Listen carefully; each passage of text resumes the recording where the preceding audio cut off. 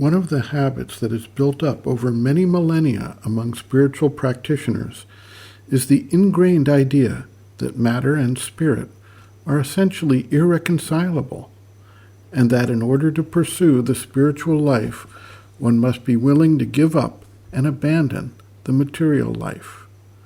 Material life and a focus on it is seen as a distraction from the one-pointed effort needed to achieve spiritual liberation.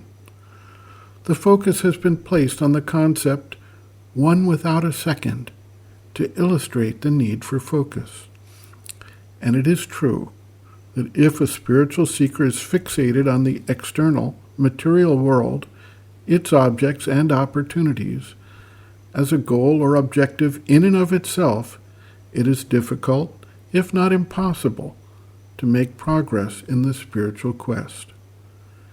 Sri Aurobindo and the Mother, recognizing this need, at the same time has set before us a different objective and a different means of realization.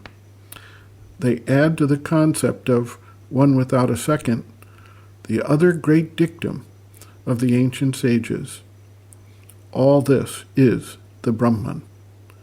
Their objective is to bring about the liberation of the consciousness from the boundaries set by the body-life-mind complex, not for escape, but to aid in the transformation of life through the infusion of the spiritual consciousness into the very depths of matter and the material consciousness.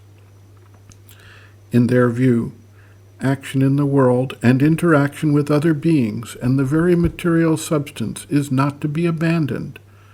Rather, the action is to be infused with spiritual force so that matter can take on the spiritual energy and radiate it.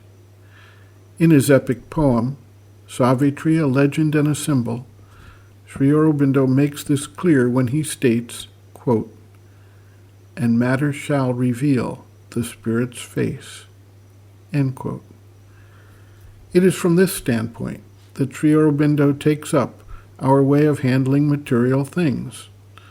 Without becoming lost in the material world, we can bring down the spiritual consciousness and treat matter as one with the Spirit, treat it as the manifestation of consciousness that it is, respect it, and act in relation to material objects so as to aid in their transformation and transfiguration as visible expressions of the Spirit. Sri Aurobindo notes, quote, "It is very true that physical things have a consciousness within them which feels and responds to care and is sensitive to careless touch and rough handling. To know or feel that and learn to be careful of them is a great progress of consciousness. The rough handling and careless breaking or waste and misuse of physical things is a denial of the yogic consciousness and a great hindrance to the bringing down of the divine truth to the material plane."